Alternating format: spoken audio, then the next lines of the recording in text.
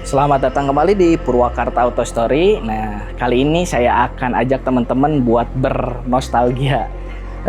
Ini di depan saya sekarang ada Honda NSR 150 SP. Motor ini keluaran tahun 2001. Dan untuk informasi buat teman-teman, jadi motor ini sekarang harga bekasnya itu di angka 100 juta. Bahkan katanya ada di Bandung dijual dengan harga 200 juta. Dan terakhir kemarin saya lihat di sebuah artikel di Bali, motor ini laku di angka 250 juta. Laku itu.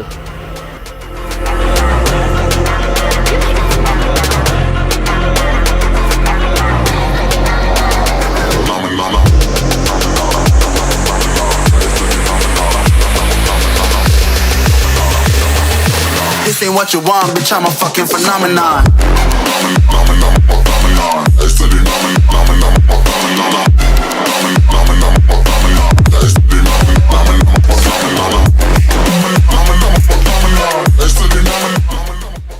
Mungkin untuk orang-orang yang nggak suka motor, harga segitu itu kemahalan ya. Dilihat satu, ini motornya 2 tak, kemudian tahunnya tahun 2001. Terus boros juga, angka segitu udah nggak rasional buat beli motor 2 tak, apalagi ini motornya cc-nya 150, bukan moge juga. Tapi berbeda dengan orang-orang yang suka 2 tak, harga segitu itu sudah bisa dibilang murah. Ada beberapa hal yang menyebabkan motor ini benar-benar bisa terbilang mahal. Menurut saya itu pertama dari discontinue motor ini. Jadi motor ini NSR-nya sudah discontinue, kemudian 2 taknya juga sudah discontinue. Keduanya, motor ini memang mahal dari dulu gitu. Jadi dari awal keluar motor ini harganya ya sekitar 40 jutaan, dan pada tahun itu bisa membeli sebuah Toyota Kijang. Kemudian yang ketiganya, motor ini juga memiliki teknologi-teknologi yang katanya itu diterapkan dari NSR 500-nya Mick Doohan itu waktu itu. Jadi beberapa teknologi NSR 500 itu ada di motor NSR 150 gini. Kemudian yang keempatnya juga, dia benar-benar bisa dibilang legend dan unik. Kenapa? Karena satu, dia berkelir Repsol Honda, dimana Repsol Honda itu NSR 500-nya itu merajai di setiap ajang balapan MotoGP. Kemudian yang keduanya, dia juga special edition karena ada Pro Arm. Jadi pada waktu itu, apalagi tahun 2001, dan ini motor sebenarnya keluar tahun 96 di Thailand, cuman masuk ke Indonesia di awal-awal 2001. Dan pada tahun itu dia sudah memakai Pro Arm gitu. Fitur-fitur lainnya juga seperti ada RC valve-nya dari Honda, kemudian radiator, dan desain yang futuristik, dimana kita bisa lihat sekarang. Jadi di tahun 2020 ini juga motor ini tidak terlihat tua sama sekali. Nah, di video kali ini kita akan kupas tuntas mereview motor NSR 150 SP ini. Tapi sebelum itu, jika teman-teman belum subscribe juga channel kita ada di bawah seperti itu. Aktifkan loncengnya biar tahu update dari channel ini. Sedikit membahas sejarah Honda NSR ini. Honda NSR pertama masuk ke Indonesia di tahun 94, diimpor secara CBU dari Thailand.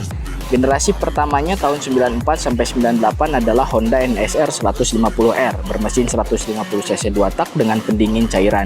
Kemudian karbunya PE26 dan RC valve-nya Honda. Ini mengeluarkan tenaga sebesar 27,7 PS dengan torsi 20 Nm di 9.500 rpm. Dia memiliki 6 percepatan dan twin tube frame-nya, serta desain full fairing menjadikan motor mahal ini terbaik dan termodern di kelasnya waktu itu. Sistem pengereman sudah double cakra membuat kompetitornya nangis lihatnya. Generasi ini masuk dengan 2 periode. Periode pertama tahun 94 sampai 95 secara CBU dari Thailand. Kemudian 96 dan 98 itu CKD. Waktu itu APM Honda masih federal motor. Vakum selama 2 tahun, kemudian muncul generasi kedua NSR 150RR atau NSR 150 Astra. Karena yang mengimpornya adalah Astra Honda Motor. memiliki desain lebih dinamis dan sporty dari NSR 150R. Ciri khasnya memiliki lampu rem dan headlampnya yang bulat 2 buah. Desain lekuk bodi yang tidak mengkotak lagi ditambah dengan jok model split membuat motor ini kembali termewah di kelasnya. Apalagi mesin yang dipakai memiliki tenaga yang lebih besar dari versi sebelumnya. Mesinnya masih sama menggunakan NSR 150R, hanya beda di sistem pengapian, di mana versi sebelumnya pengapian menggunakan sistem AC, sekarang sistem DC. Generasi ketiga NSR 150 New RR, model ini sama dengan model NSR SP, tapi sebenarnya banyak sekali perbedaannya. Perbedaan yang paling mencolok adalah di suspensi, baik depan ataupun belakang. New RR menggunakan arm ganda, sedangkan NSR SP menggunakan pro arm. Kemudian di sektor mesinnya juga berbeda, di mana New RR mengeluarkan tenaga 30 PS dan di mana tenaga tersebut di atas NSR Astra tetapi masih di bawah NSR SP yang merupakan spesial produk dari NSR. Dan ini merupakan NSR 150 Special Production yang masuk di Indonesia lewat importir umum. Nah, kita lihat desain depan dari NSR 150 SP ini. NSR generasi ini berbeda dengan NSR generasi sebelumnya. Di generasi NSR RR Astra atau NSR R. Jadi dia bentuknya lebih modern dan aerodinamis gitu ya. Ini sangat berbeda dengan generasi-generasi sebelumnya. Nah, kemudian kita lanjut dulu di bagian atas. Dia memiliki windshield bening seperti ini. Nah, kemudian spion ini sudah diletakkan di fairingnya. Berbeda dengan NSR 150R, dia spionnya masih terletak di stang. Kemudian lanjut ke bagian headlamp. Nah, di headlampnya dia sudah dual fin seperti ini. Ini memang bentuk reflektornya membulat, cuman berbeda dengan NSR Astra. Jadi kalau di Astra itu benar-benar bulat, sedangkan di NSR SP ini dia bentuknya lebih oval. Nah, tetapi memang reflektornya bulat di dalam seperti itu. Nah, lanjut ke bagian samping. Di bagian samping dia memiliki sasis twin tube. Ya, teman-teman lihat di sini ya. Warna sasisnya itu silver, ini kontras banget dengan clear Repsol dari motor ini. Kemudian kita lihat fairingnya sennya ini cukup modern ya, sennya di tahun itu. Dia diletakkan di fairing di ujung sebelah sini dengan warnanya orange yang agak gelap gitu, berbeda dengan motor-motor sekarang yang lebih bening gitu. Kemudian kita lihat juga tangki, desain dari tangkinya begitu simpel, tapi ini menandakan kesan sporty. Dia kapasitasnya 14 liter. Kemudian ada sedikit yang mengganggu, memang di sebelah sini ini tidak serapih motor sport sekarang, tapi ini tidak mengganggu estetika dari motor ini. Kemudian lanjut ke belakang. Nah, di bagian belakang sebenarnya dia joknya sudah split seater, cuman ini sama ownernya sudah diganti dengan single seater dari Taiga Performance. Nah, kemudian kalau kita lihat dari sebelah samping, ini karena dia NSR 150 SP ini menggunakan Pro Arm, ini terlihat benar-benar kalau bisa dibilang eye-catching lah gitu ya. Dengan desain peleknya juga yang agak menjorok, kemudian masuk lagi ke sebelah dalam gitu. Ini benar-benar desain yang luar biasa, mahakarya dari Honda Thailand. Nah, kita lihat bagian belakang dari Honda NSR 150 SP ini. Dia memiliki 2 buah stop lamp ya. Stop lampnya juga sama kayak yang depan, 2 buah seperti ini, berbentuk bulat, cuman agak sedikit membentuk ke sini. Ini mengikuti bodi dari motor NSR 150 SP ini. Kemudian dia juga memiliki sen dengan model yang hampir sama dengan depan, jadi udah nggak ada stang sennya seperti itu, dia nempel ke bagian spakbor. Ini cukup rapi. Nah, ini merupakan bagian belakang dari Honda 150 SP ini. Nah, ini yang paling mencolok perbedaannya dibanding dengan beberapa generasi NSR lainnya. NSR SP ini menggunakan swing arm model Pro Arm dan ini buatan ELF Prancis yang sudah tidak diragukan lagi kualitasnya. Rantai tetap diletakkan di sebelah kiri luar dan cakram diletakkan di tengah antara rantai dan pelek. Peleknya dia memakai ukuran 3 inch. Jika waktu itu sudah tren pelek lebar di motor cc kecil dan motor ini memakai velg yang lebar, saya rasa motor ini akan terlihat makin sempurna. Kita lihat lebih detail kaki-kaki motor ini. Sok depan dia masih teleskopik, masih belum zamannya upside down waktu itu. Tapi ini ukurannya terbesar di kelasnya. Dia menggunakan sok teleskopik berukuran 35 mm. Untuk pengeremannya, disk depan motor ini masih menggunakan disk original dengan ukuran 296 mm. Tetapi kaliper sudah diganti dengan Brembo 4 piston. Velgnya ring 17 dengan lebar 2,5 inch. Kita lihat dashboard dan panel dari motor ini. Kalau lihat bagian dashboardnya, sebenarnya ini cukup terlihat mewah pada zamannya. Dengan 3 cluster speedometer ditambah dengan segitiga atas yang cukup berkelas, membuat motor ini terlihat semakin mewah. Panel kiri dan kanannya juga hampir sama pada motor-motor pada umumnya. Dia ada sen, kemudian ini low beam, high beam, terus klakson. Ini hampir sama dengan motor-motor pada umumnya. Nah, di sebelah kanan dari speedometernya dia ada full meter dan temperatur. Kemudian di tengah dia ada tachometer dan di kiri ada speedometer. Di tachometer juga dia ada indikator oli samping di sini. Nah, kemudian di bawahnya ada indikator-indikator high beam, netral ini, dan ada sen di sini.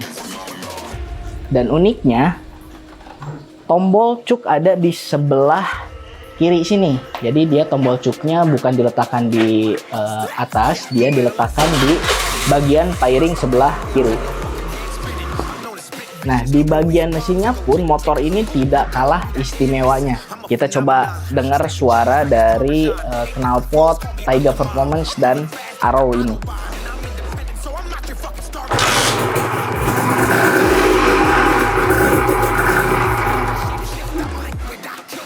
Mesin motor ini merupakan mesin 2 langkah atau 2 tak dengan kapasitas mesin 150 cc dengan suplai bahan bakar dari karbu Keihin PE28 dan memiliki teknologi RC valve Honda. Tak heran jika tenaga yang keluar sebesar 39 dk dengan torsi 27 Nm di 10.000 rpm. Ditambah bobot motor yang hanya 122,4 kg menjadikan motor ini terkencang di kelas 2 tak 150 cc dan ditransfer oleh transmisi 6 percepatan. Sistem pendinginan sudah memakai radiator dengan ukuran yang cukup besar. Nah, ini untuk posisi berkendaranya. Jadi motor sport Jepang itu keluaran tahun lama itu memang tidak terlalu tinggi ya. Terbukti dengan tinggi badan saya 173 cm ini tuh, buat menapak sempurna ke tanah aja kaki masih bisa menekuk gitu.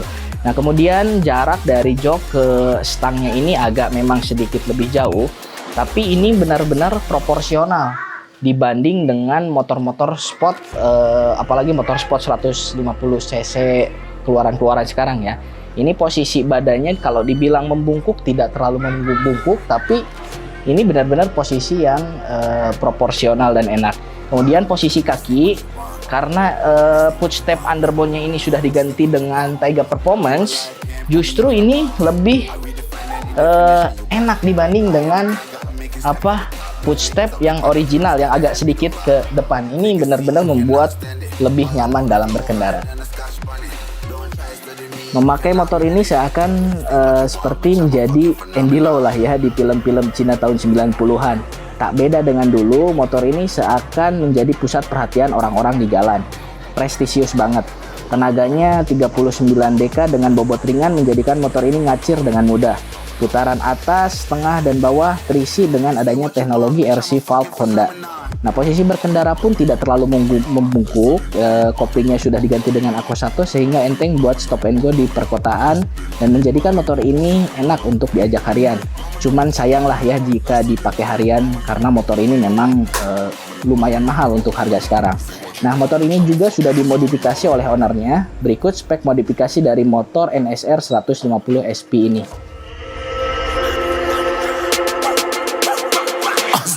Yeah, you better listen. I'm bringing heat. You'll be a fan when I start rapping. Way I'll have your fucking head spinning. I'm known as spit vicious. Release bombs and go tick tick.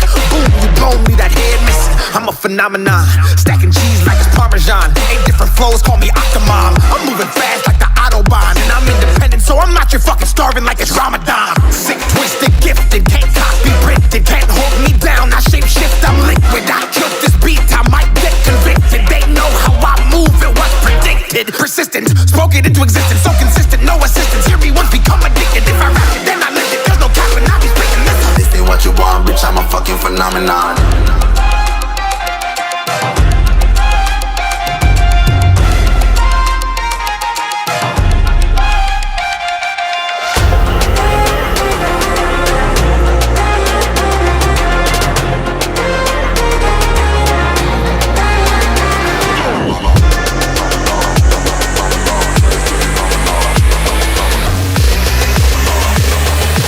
This ain't what you want, bitch, I'm a fucking phenomenon. Oke, terima kasih telah menonton video ini dari awal sampai akhir. Bantu like, komen, dan subscribe agar membuat kami lebih bersemangat dalam membuat video-video berikutnya.